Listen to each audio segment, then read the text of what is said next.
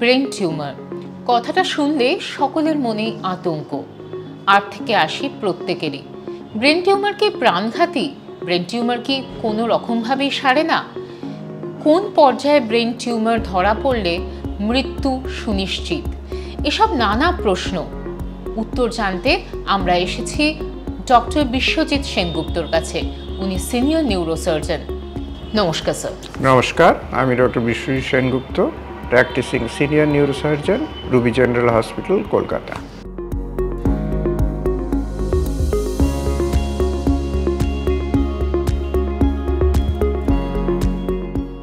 Sir, যে প্রশ্নটা প্রথমেই করতে চাইবো সেটা হচ্ছে এই যে ব্রেন টিউমার নিয়ে মানুষের একটা আশঙ্কা, বা অনেকেই মনে করেন ব্রেন টিউমার মানে মৃত্যু আসন্ন, এটা কি ঠিক? না, এটা সম্পূর্ণভাবে ভুল। ব্রেন টিউমার মানেই যে আমার কিছু ফ্যাটাল হয়ে যাবে তা নয়। ব্রেন টিউমার সম্পর্কে আজকের এই যে ওয়ার্ল্ড টিউমার ডে, এটা শুরু হয়েছিল জুন 8 ইয়ার 2000-এ। প্রথম শুরু হয়েছিল ইউরোপে, জার্মানিতে।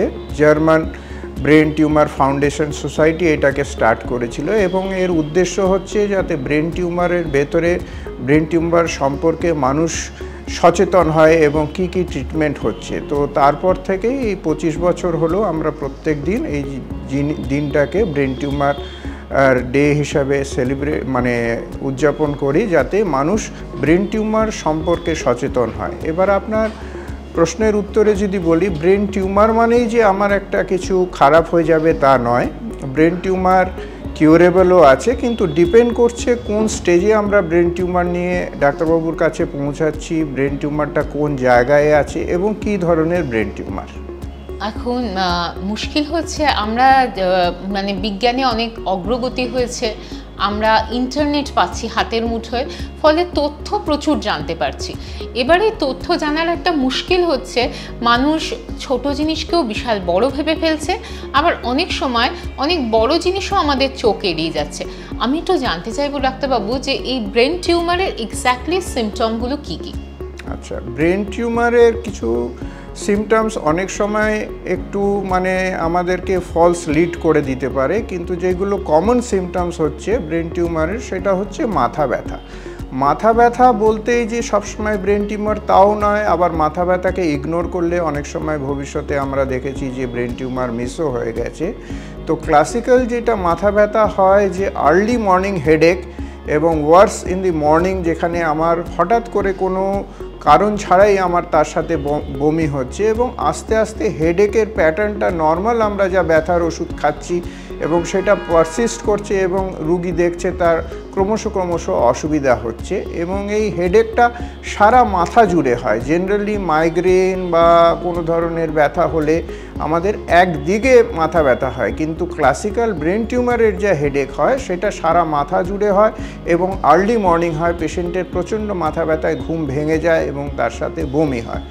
এছাড়া অন্যান্য যা সিমটমস আছে সেগুলোতে হয় পেশেন্টের চোখে পেশেন্ট ঝাপসা দেখে, পেশেন্টের অনেক সময় কি হয় অ্যাকিউট ভিশন লস হয়ে যেতে পারে, পেশেন্টের মেমোরি চেঞ্জেস আসতে পারে, পেশেন্টের পার্সোনালিটি চেঞ্জেস আসতে পারে, এবং অনেক সময় পেশেন্টের স্ট্রোকের মতন পেশেন্টের একটু হাত পায়ে জিনিস পড়ে যাচ্ছে, পেশেন্ট সোজা যেতে যেতে কোনো জায়গায় ধাক্কা খাচ্ছে, পেশেন্টের ব্যালেন্সের প্রবলেম হচ্ছে।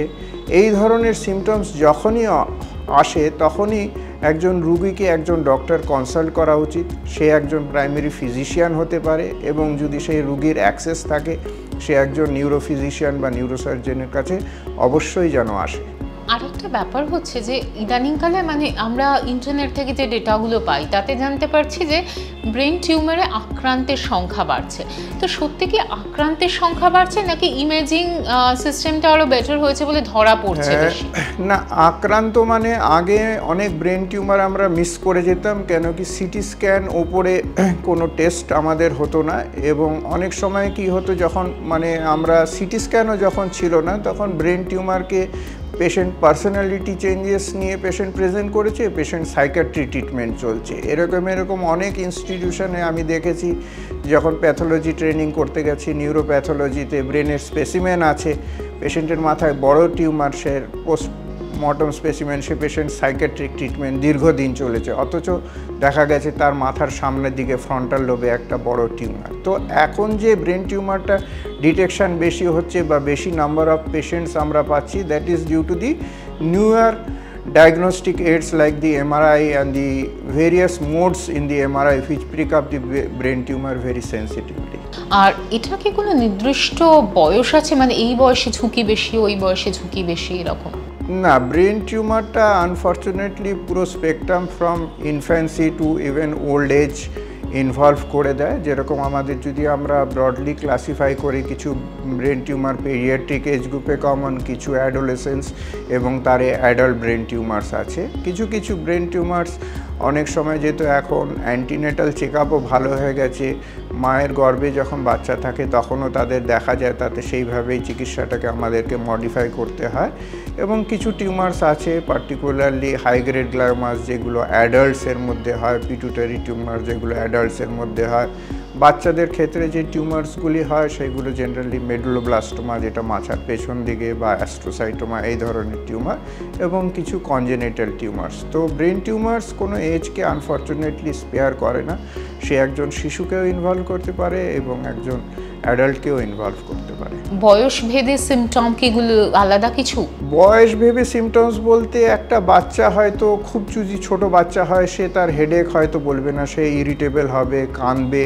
বা যদি একটা স্কুল গোয়িং চিলড্রেন হয়, তার হয়তো ভিশনে লস হচ্ছে, বারবার তাকে চশমা চেঞ্জ হচ্ছে, তার মাথা যন্ত্রণা হচ্ছে, বমি হচ্ছে, হঠাৎ ব্যালেন্সের প্রবলেম হচ্ছে। আর যে অ্যাডাল্ট, যে মোর সচেতন আছে, সে হয়তো তার নিজের সিমটমসকে পিক আপ করতে হবে। তো একজন বাচ্চার মা বাবাদেরও এই জিনিসগুলি একটু জানা উচিত, যাতে তাদের ছেলেদের বা বাচ্চাদের এই ধরনের কোনো সিমটমস হচ্ছে কি না, যাতে তারা দ্রুত ডাক্তারের কাছে সিমটমস অনসেটেই আসতে পারে, তাতে ডায়াগনোসিসটা আর্লি হয়। এবং যত আর্লি আমরা ট্রিটমেন্ট ইনস্টিটিউট করতে পারবো, ততই আউটকামটা আমরা ইমপ্রুভ করতে পারবো। এবার মস্তিষ্ক তো ভীষণ একটা জটিল ব্যাপার। আমরা জানি যে মস্তিষ্কের অনেকটা আমরা এখনো জানিই না, চিকিৎসা বিজ্ঞানও বোধহয় এক্সপ্লোর করতে পারেনি। তো এই মস্তিষ্কের কোন কোনায় কোন টিউমার লুকিয়ে আছে সেটা হয়তো একটা ইমেজ থেকে আমরা জানতে পারি, কিন্তু একটু কি সাধারণভাবে আপনি বলতে পারবেন যে কোন ধরনের টিউমারের ঝুঁকি বেশি, কোন ধরনের টিউমার সেরে যেতে পারে? এইটা একটা মানুষের মনে একটা আশার সঞ্চার করবে আর কি। খুব ভালো প্রশ্ন আপনার। মানুষের মধ্যেই যে ব্রেন টিউমার মধ্যে একটা শুনলে পরে এটা ডায়াগনোসিস হলেই যে একটা হতাশা এসে যায়, সেটা সঠিক নয়। কেন কি কিছু কিছু ব্রেন টিউমার আছে, আমি প্রথমেই বলে নিই, ব্রেন টিউমার যখন প্রথমে আমরা ধরা পড়ি, আমাদেরকে নতুন যা এমআরআইয়ের মোড আছে, তাতে আমরা একটা অ্যাপ্রক্সিমেটলি বা খুব ভালো রকম একটা আইডিয়া করতে পারি যে এটা প্রথমত ক্যান্সারাস টিউমার্স না নন ক্যান্সারাস টিউমার। যেগুলো নন ক্যান্সারাস টিউমার বা বিনাইন টিউমার, সেইগুলোর আউটকাম ভালো। এবং ভালো এই জন্যে কেন কি ওয়ান্স দে আর কমপ্লিটলি রিসেক্টেড, বা তাদেরকে আমি যদি সার্জারি করে পুরো মাত্রায় বার করে দিতে পারি, তাহলে patient is cured of the tumour. কিন্তু যেগুলো ক্যান্সারাস টিউমার, তাদেরও বিভিন্ন গ্রেড আছে। কিন্তু যদি হাই গ্রেড টিউমার ধরা পড়ে বায়োপসিতে, তারও চিকিৎসা আছে, but they are symptomatically we can make the patient, আমরা পেশেন্টকে সিমটমস তার ফ্রি করা বা তাকে ডিজিজ ফ্রি ম্যাক্সিমাম রাখার নতুন নতুন আধুনিক চিকিৎসা আছে। বাট যদি কিওর হয়, সেগুলো নন ক্যান্সারাস টিউমারেই কিওর করা যায়। এবং কিছু কিছু টিউমার, যেরকম আমি আপনাকে বলে নিই, যেরকম আমাদের পিটুটারি গ্ল্যান্ড বলে মাস্টার গ্ল্যান্ড, যেটা ব্রেনের সেন্টারে থাকে, সেই গ্ল্যান্ডের কিছু কিছু টিউমার হয় যেগুলো হরমোন সেন্সিটিভ। এগুলো ফিমেলসদের মধ্যে বা স্ত্রীদের ফিমেলসদের বেশি হয়, যে একটা হরমোন প্রোল্যাকটিন বলে যদি খুব বেড়ে যায়, গ্ল্যান্ড যখন ফুলে যায়, চোখের নার্ভের ওপরে চাপ পারে, যদি আমরা দেখি যে তার সেই হরমোন অনেক এক্সেস লেভেলে আছে, আমরা ওষুধ দিলে সেই টিউমারটা খুব সুন্দর শ্রিঙ্ক করে যায়। আমাদের স্কাল বেসে কানের পেছনে কিছু নার্ভ আছে, যেটাকে আমরা ডাক্তারি পরিভাষায় অ্যাকোস্টিক সোয়ানোমা বা ভেস্টিবুলার সোয়ানোমা বলি। সেগুলোর যদি সাইজ ছোট থাকে, তখন পেশেন্টের সার্জারির প্রয়োজন হয় না, তখন আমরা গামা নাইফ সার্জারি, যেটা একটা ধরনের রেডিয়েশন দিয়ে ওটাকে সাইজ কন্ট্রোল করে দেবে। তো এরকম দু তিনটি ইনস্ট্যান্স আছে বা টিউমার আছে, যেগুলোতে আমরা সার্জারি ছাড়াই পেশেন্টকে সম্পূর্ণভাবে সেই টিউমার থেকে আমরা সুস্থ করে দিতে পারি। মাথা ব্যথা এটা প্রাথমিক লক্ষণ আপনি বললেন। এবার মাথা ব্যথা ছাড়া কি আর কোনো সিমটম হতে পারে? অবশ্যই হতে পারে। যেরকম আমি আপনাকে প্রথমেই বললাম যে মাথা ব্যথা যদিও প্রাইমারি সিমটমস, কিন্তু মাথা ব্যথার সাথে মাথা ব্যথার নেচার কীরকম, প্যাটার্ন চেঞ্জ হচ্ছে কি না, মাথা ব্যথার সাথে তার ঘন ঘন বমি উইদাউট এনি প্রভোকেটিং ফ্যাক্টরস বা কোনো পেট খারাপ নেই, অ্যাসিডিটি নেই, অর্থাৎ পেশেন্টের ভোরবেলায় মাথা ব্যথা হলো, বমি হলো এবং বমির পরে যদি কোনো মাথা ব্যথা কমে যায়, সেটা কিন্তু খুব স্ট্রং ইন্ডিকেট করে যে এই ধরনের মাথা ব্যথা আর বমি ব্রেন টিউমারের সিমটমস হয়।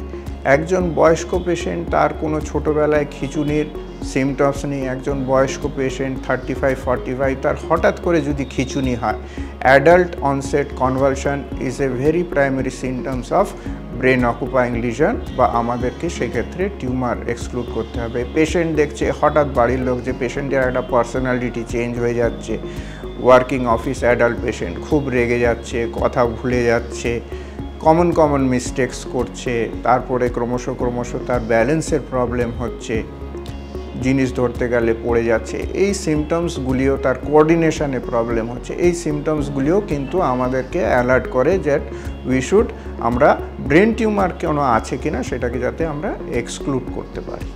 মহিলাদের থেকে মহিলাদের ক্ষেত্রে কি কোনো সিমটমের পার্থক্য বা কিছু রয়েছে? না, জেনারেল সিমটমস মহিলা বা পুরুষদের মধ্যে কোনো আলাদা নেই। সিমটমস স্পেকট্রাম মহিলা হোক পুরুষ হোক সেম। আচ্ছা, তো সেক্ষেত্রে শিশুদের ক্ষেত্রেও আপনি বললেন কিছু সিমটম রয়েছে যেগুলো মা বাবাকে কিছুটা বুঝে নিতে হয়। তো ডায়াগনোসিসের বিষয়টা এবং চিকিৎসার ফলাফল দুই ক্ষেত্রেই বলবো যে কম বয়সীরা কি তাড়াতাড়ি সুস্থ হয়ে উঠতে পারেন, বয়স্কদের রিস্ক থেকে বেশি? কম বয়সে পেশেন্ট সুস্থ হওয়ার, বা আমরা যদি ব্রেন টিউমারের সার্ভাইভাল বা প্রগনোসিস দেখি, কম বয়সে তাদের সুস্থ হওয়ার সার্ভাইভাল রেট বা প্রগনোসিস রিলেটিভলি বেটার, বাট সেটা আবার ডিপেন্ড করছে কী ধরনের টিউমার, কোন স্টেজে হয়েছে, টিউমারটা কোথাও স্প্রেড করেছে কিনা। বাচ্চাদের ক্ষেত্রে যদি প্রাইমারি ব্রেন টিউমার আমি ধরি, মাথার পেছনে দু রকম ব্রেন টিউমার হয়, একটা মেডুলোব্লাস্টোমা, আরেকটা পাইলোসাইটিক অ্যাস্ট্রোসাইটোমা, যেগুলো ব্রেনের সেলস থেকে হয়। তার মধ্যে পাইলোসাইটিক অ্যাস্ট্রোমা ঠিক মতন ধরা পড়লে এবং যদি তাকে আমি সম্পূর্ণভাবে তাকে বার করে দিই, তাহলে পেশেন্ট সম্পূর্ণভাবে সুস্থ এবং সে একটা নর্মাল জীবন করতে পারে। মেডুলোব্লাস্টোমাতে আমাকে আউটকাম ভালো, কিন্তু তার অ্যাডজাঙ্ক ট্রিটমেন্ট লাগতে পারে, কেমোথেরাপি বা রেডিয়েশন থেরাপি, ডিপেন্ড করছে তার এজের ওপরে, এবং তাকে আমাদের একটু বেশি ঘন পিরিয়ডিক এমআরআই করে চেক করতে হয় যে সেটা রেকার করছে কি করছে না। আরেকটা বিষয় ডাক্তারবাবু আমি জানাতে চাই সকলকে, ব্রেন টিউমার মানেই তো ব্রেন ক্যান্সার নয়। না, এইটা একটু বুঝিয়ে বলুন। ব্রেন টিউমার, আমাদের শরীরে ব্রেন টিউমার যদি আমরা ব্রডলি ক্লাসিফাই করি, সেটাকে আমরা দুভাবে ধরতে পারি। প্রাইমারি ব্রেন টিউমার, অর্থাৎ ব্রেনের সেলস থেকে যারা গজাচ্ছে, এবং সেই প্রাইমারি ব্রেন টিউমার যারা হচ্ছে তাদের ভিতরে দুটো ভাগ আছে, একটা নন ক্যান্সারাস টিউমার এবং একটা ক্যান্সারাস টিউমার্স। ক্যান্সারাস টিউমার্সগুলি হচ্ছে ব্রেনের গ্লায়াল সেলস থেকে হয়, যেটাকে আমরা গ্লায়োমা বলি, যেটার 4টে গ্রেড আছে। লো গ্রেড গ্লায়োমা হচ্ছে গ্রেড 1, 2 এবং হাই গ্রেড হচ্ছে গ্রেড 3, গ্রেড 4। তার মধ্যে গ্রেড 4 এর আউটকাম ন্যাচারালি, যেহেতু গ্রেড 4 তার আউটকামটা একটু খারাপ, এবং যদিও তাকে আমরা সার্জারি, রেডিয়েশন এবং আধুনিক কেমোথেরাপি দিয়ে অনেক দিন তাকে সুস্থ করতে পারি। লো গ্রেড টিউমারের এখন খুব ভালো ডিজিজ ফ্রি, অনেক দিন পেশেন্ট ভালো থাকা যায় এবং রেকারেন্সটা মিনিমাইজ করা যায়। এবার নন ক্যান্সারাস টিউমার যেগুলো আছে, যে ব্রেনের লেয়ার থেকে আসে, মেনিনজেস থেকে আসে, কোনো নার্ভের থেকে আসে, সেগুলো ফুল রিসেকশন এবং যদি মিনিমাম রেসিডুয়াল থাকে তাকে রেডিয়েশন দিলে তাহলে আমরা সম্পূর্ণ কিওর অ্যাচিভ করতে পারি। মাস্টার গ্ল্যান্ডের টিউমার, পিটুটারি টিউমার যদি আমরা তাকে বার করে দিতে পারি বা তাকে হরমোন দিয়ে চুপসে দিতে পারি, তাহলে পেশেন্ট কমপ্লিটলি কিউরেবল। এছাড়া প্রাইমারি ব্রেন টিউমারের সাথে অনেক সময় সেকেন্ডারি ব্রেন টিউমার্স হয়, অর্থাৎ পেশেন্টের অন্য কোনো জায়গায় ক্যান্সার আছে, সেখান থেকে ক্যান্সার সেলস গিয়ে ব্রেনের মধ্যে ছড়াতে পারে। তখন যখন ক্যান্সার ছড়ায়, সেটা প্রাইমারি ক্যান্সারের ট্রিটমেন্টের সাথে সাথে ব্রেন ক্যান্সারেরও ট্রিটমেন্ট লাগে।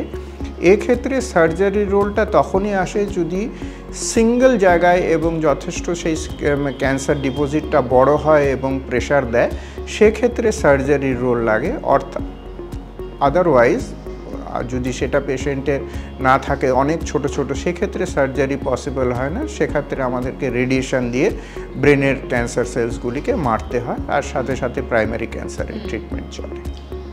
আর একটা প্রশ্ন, সেটা হচ্ছে ব্রেন ক্যান্সার কি কোনোভাবে জেনেটিক, মানে যেটা ব্রেস্ট ক্যান্সারের ক্ষেত্রেও বলা হয় বা অন্য কয়েকটি ক্যান্সারের ক্ষেত্রে বলা হয় জিনগত একটা ব্যাপার থাকে? এইটা অ্যাকচুয়ালি যদি আপনি দেখেন যে ব্রেন ক্যান্সারের কারণ কি, যে ডাক্তারবাবু আমার ব্রেন ক্যান্সারের কারণ কি, এইটা নিয়ে রিসার্চরা এখনও কোনো একটা সিঙ্গেল বা দুটো কারণ দেখা হয়নি। অনেক ক্ষেত্রে genetic mutation, family history, radiation exposure, internal heart, কিন্তু এগুলো সবই হাইপোথেটিক্যাল, এখনও রিসার্চ মোডে আছে। যেরকম আমাদের জ্বর হচ্ছে যে আমাদের ব্যাকটেরিয়াল নিউমোনিয়া, ভাইরাল নিউমোনিয়া, এগুলো যদি প্রুভে, এরকম কোনো আমরা 100% প্রুফ করতে পারবো না। বাট হ্যাঁ, genetic predisposition is a strong মানে প্রুভেন ফ্যাক্ট যে কারোর যদি ব্রেন টিউমার থাকে তাদের একটা জেনেটিক প্রিডিসপোজিশন থাকার স্ট্রং, একটা ফ্যামিলি হিস্ট্রি থাকলে থাকার ঝুঁকিটা বেশি। তবে একটা, আমি যখন আপনার সঙ্গে সিমটমসগুলো নিয়ে আলোচনা করছিলাম, আপনি বলছিলেন যে অনেক ক্ষেত্রে দেখা যায় কি এই মাথা যন্ত্রণার সঙ্গে বমি, এটা একটা অ্যাকিউট সিমটম।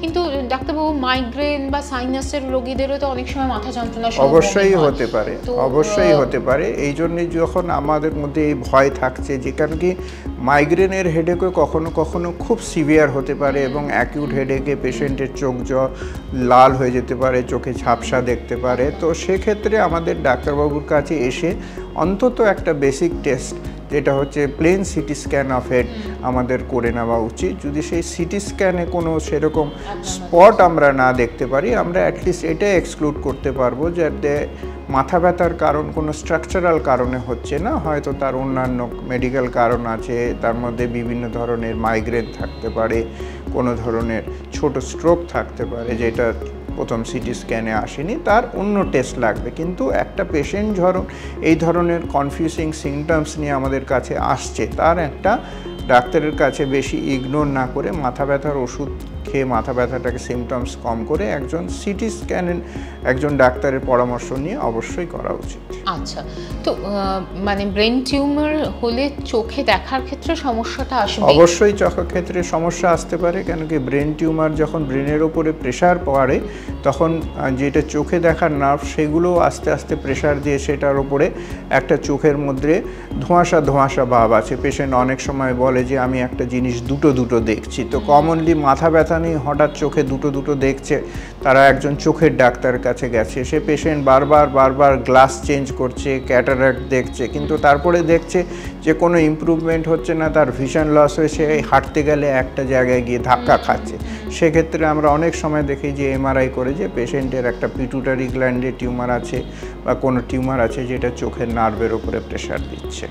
আবার মানে ডাবল ভিশনের কারণ একদম চোখের মানে কোনো সমস্যাও তো হতে পারে, মানে এমন নয় যে ডাবল ভিশনটা সবসময় টিউমারকে ইন্ডিকেট করছে। না, একদমই তা নয়। কিন্তু যদি কোনো পেশেন্টের মাথা ব্যথা নেই, শুধু প্রাইমারি তার ভিজুয়াল প্রবলেম আছে, সে অবশ্যই একজন অপথলমোলজিস্টকে দেখাতে পারে, এবং অপথলমোলজিস্ট যদি তার চোখ দেখে বা চোখ রিলেটেড অ্যাপ্রোপ্রিয়েট টেস্ট মনে করে যে এটা দিয়ে তার সিমটমস এক্সপ্লেন করা যাচ্ছে না, তিনি অবশ্যই একজন নিউরোফিজিশিয়ান বা নিউরোসার্জন করে দেবেন, এবং সেক্ষেত্রে রোগীকে সেভাবে প্রসিড করা উচিত।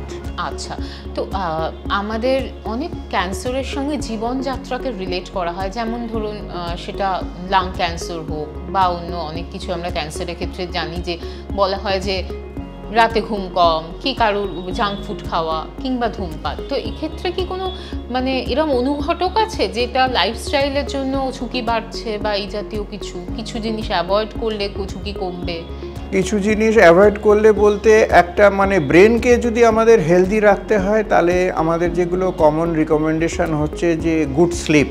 একটা মানুষের তার ওয়ার্কিং লাইফস্টাইলের ওপরে একটা মিনিমাম একজন যে খুব অ্যাক্টিভ তার 5 to 6 hours good quality of sleep দরকার। তার ডায়েটটা প্রপার হওয়া দরকার, যাতে মানে খুব জাঙ্ক ফুড না থাকে, এবং তার রেগুলার এক্সারসাইজ করা দরকার যাতে ব্রেন অ্যাক্টিভ থাকে। এবং ব্রেন রিলেটেড এক্সারসাইজ, কেউ ধরুন খুব কাজের মধ্যে আছে, সে ফিজিক্যাল ওয়ার্কআউট বা কোনো ওয়াকিং বা কোনো স্পোর্টস অ্যাক্টিভিটি করতে পারছে না, সে যদি পাজল করে বা অ্যাটলিস্ট কোনো বইও পড়ে যেখানে ব্রেনটা অ্যাক্টিভ হচ্ছে, সেই ব্রেন হেলদি রাখাটা একটা মানে one of the preventive steps to keep your brain healthy. এটা হয়তো ডাইরেক্টলি আপনার ক্যান্সারকে মানে প্রিভেন্ট নাও করতে পারে, বাট ব্রেন সেলস যদি আদারওয়াইজ হেলদি থাকে, ক্যান্সারের আউটকামটা রিসার্চার্সরা বলছে বা দেখা গেছে যে বেটার। হ্যাঁ, আমরা বিস্তারিত আলোচনা করলাম, একদম ডাক্তারবাবুর কাছে একটু 1 2 3 4 করে পয়েন্টে জেনে নেব যে কোন কোন ইস্যু দেখলে সেটা অবশ্যই নিউরোলজিস্টের শরণাপন্ন হতে হবে, কারণ ব্রেন টিউমারকে এই ইন্ডিকেট করে এই লক্ষণগুলো। এরকম যদি একটু মানে পয়েন্ট ওয়াইজ একবার যদি বলেন। প্রথম এবং যেহেতু ব্রেন টিউমার মাথায় হয়, তো ফার্স্ট যেটা আমাদেরকে ইগনোর একদমই করা যাবে না যে আমাদের মাথা ব্যথা কত ঘন ঘন হচ্ছে, দিনের কোন টাইমে হচ্ছে, এবং সেটা কি সারা মাথা জুড়ে, এবং খুব দিন দিন ওষুধ, কমন মাথা ব্যথার ওষুধ খেয়েও তীব্র হয়ে যাচ্ছে কিনা। নাম্বার 2 হচ্ছে মাথা ব্যথার সাথে আমার অন্যান্য চোখের কোনো সিমটমস, বমি হচ্ছে কিনা, এগুলো যদি খুব স্ট্রংলি থাকে, যেরকম আমি আমার মানে ডিসকাশনে প্রথম দিকে বলেছি, সকালে ঘুম থেকে হঠাৎ মাথা যন্ত্রণার জন্য ঘুম ভেঙে গেল, বমি হচ্ছে, চোখে দেখতে অসুবিধা হচ্ছে, চোখে দুটো দুটো দেখছে, পেশেন্টের কথা বলতে অসুবিধা হয়ে যাচ্ছে, কথাটা যেটা বলতে চাইছে সেটা না বলে অন্যরকম কথা বলছে, তার হঠাৎ করে খুব সে রেগে যাচ্ছে, সে জিনিস বাড়ির লোকের ওপরে রেগে যাচ্ছে, তারপরে সে হাঁটতে গেলে সে দেখছে যে পথে হাঁটছে সে পথে না গিয়ে হাঁটতে গেলে ধাক্কা খাচ্ছে, তার কোনো জিনিস তুলে জায়গা রাখতে গেলে সে কোঅর্ডিনেট করতে পারছে না। এই ধরনের সিমটমসগুলি থাকলে পেশেন্ট নিজে এবং তার পরিবারের যারা আছে তাদেরকেও সচেতন হয়ে ডাক্তারের কাছে দ্রুত আসা উচিত। ডাক্তারবাবু, লাইফস্টাইলের কথা আমরা বলছিলাম, এখন অনেক সময় শোনা যায় যে আমরা যে অতিরিক্ত মোবাইল ফোন বা অন্য গ্যাজেটস ইউজ করি, যেগুলো কানে দেওয়া থাকে, হেডফোন ইউজ করি, এই সব কারণে কি সেই রেডিয়েশন থেকে কোনোভাবে ব্রেন টিউমার হতে পারে? এটা কি সত্যি না মিথ? এটা এখনো প্রুভেন নয়, কিন্তু রিসার্চার্সরা কাজ করে দেখছে যে এইটা একটা কারণ হতে পারে। সেই জন্যে যে স্ক্রিন টাইম আমরা বাচ্চাদের বলি স্ক্রিন টাইম কমিয়ে দিতে, কেন কি ওইটা ইনডাইরেক্টলি রেডিয়েশন যাতে চোখ এবং ব্রেনকে নাই আমাদের ইনভলভ করে, এবং রেডিয়েশন এবং যেগুলো নতুন রিকমেন্ডেশন রিগার্ডিং মোবাইল ফোন বেরিয়েছে, যে মানে আননেসেসারি মোবাইল ফোনে যেখানে কথা না বললেও হবে, কানের কাছে রেখে সেখানে হোয়াটসঅ্যাপে চ্যাট বা মেসেজে টেক্সট করে দরকার, এবং রাত্রিরে ঘুমানোর সময় মোবাইল ফোনটা যতটা আপনার মানে বেডের থেকে দূরে রাখবেন ততটাই ভালো। কেন কি এটা mobile radiation is a hypothetical probability. It has still not been proven that whether it is 100% proving to cause, but it is a possible cause for high incidence of brain tumor in present day. তো কাজেই আমরা যখনই mobile ব্যবহার করব আমাদেরকে একটু খুব সচেতন হতে হবে, এবং মোবাইল ইউজটা যেন আমরা রেস্ট্রিক্ট করি, তাতে আমাদের চোখ এবং মস্তিষ্ক দুটোই ভালো থাকবে, সুস্থ থাকবে। যে কোনো বড় অসুখ করলেই বা অপারেশনের ক্ষেত্রেই যেটা সাধারণ মানুষের চিন্তা থাকে চিকিৎসার খরচ, তো ব্রেন টিউমারের চিকিৎসা কি খুব খরচ সাপেক্ষ? ব্রেন টিউমারের চিকিৎসা অ্যাকচুয়ালি যেহেতু মাল্টিডিসিপ্লিনের, সেই জন্যে এই খরচার প্রশ্ন এসে যায়। কেন কি ধরুন একজন রুগী ব্রেন টিউমার সার্জারিতে গেল, তার সার্জারির খরচা, কিছুদিন হসপিটাল স্টে, পরবর্তী ফলো আপ, এবং বায়োপসির পরে তার নেক্সট যে প্ল্যান অফ ট্রিটমেন্ট, যে রেডিয়েশন বা কেমোথেরাপি চলবে, তার যা হিস্টোলজি বা তার বায়োপসি যা রেজাল্ট ডিপেন্ড করছে, তাই জন্য এই খরচার প্রশ্নটা আসছে। কিন্তু এখন বিভিন্ন স্কিম যেতে বেরিয়ে গেছে আমাদের সরকার থেকে, আমাদের মাননীয় মুখ্যমন্ত্রী যে স্বাস্থ্যসাথী স্কিম বার করেছে, তাতে ক্যান্সারের এই যে চিকিৎসাটা অনেক মানে অ্যাফোর্ডেবল বা হয়ে গেছে, যাতে সাধারণ লোকও এই ক্যান্সার ট্রিটমেন্ট করতে পারে। এবং এই অনেক হসপিটাল এই স্কিমগুলিকে নিজেদের মানে পলিসিতে ইনকর্পোরেট করেছে, যাতে আমরা রুগীকে সার্জারি অফার করে এই স্কিমের মধ্যে পেশেন্টগুলিকে আমরা দিতে পারি। সেগুলো এখন নিয়ে আরও কাজ চলছে, এবং একটু যেহেতু দীর্ঘমেয়াদী চিকিৎসা এবং মাল্টিডিসিপ্লিনারি চিকিৎসা খরচাটা বাড়ছে, বাট সরকারের তরফ থেকে হসপিটালদের তরফ থেকেও বিভিন্ন রকম পলিসি স্কিম ইন্স্যুরেন্স আসছে যাতে মানুষ এই জিনিসটা করতে পারে। সরকারি হাসপাতালেও এগুলো অনেক কম খরচের সুবিধা আছে, যেরকম আমাদের কিন্তু সরকারি যেহেতু অনেক তাদের পেশেন্ট ওয়ার্কলোড, তাদের পক্ষে পেশেন্টদের একটু বেড দেওয়া বা ডেট দেওয়াটা একটু দেরি হয়, বাট বিরাট এমন কিছু খরচা সাপেক্ষ নয় যে একজন সাধারণ মানুষ যদি তার বাড়ির পরিবারের কারোর ব্রেন টিউমার হয় সে চিকিৎসা করতে পারবে। আগে তো একটা আমাদের ধারণাই ছিল যে যে কোনো বড় অসুখ বোধ দক্ষিণ ভারতে ভালো ট্রিটমেন্ট হয়। কলকাতায় ব্রেন টিউমারের চিকিৎসা কীরকম জায়গায় দাঁড়িয়ে আছে? ব্রেন টিউমারের চিকিৎসা এখন কলকাতা অন্যান্য ভারতের যে কোনো সেন্টারের মানে সিটির সাথে, যেগুলো বড় বড় সেন্টারের সাথে অ্যাট পার আছে। আমাদের কলকাতায় সব ধরনের ব্রেন টিউমারের চিকিৎসা সম্ভব।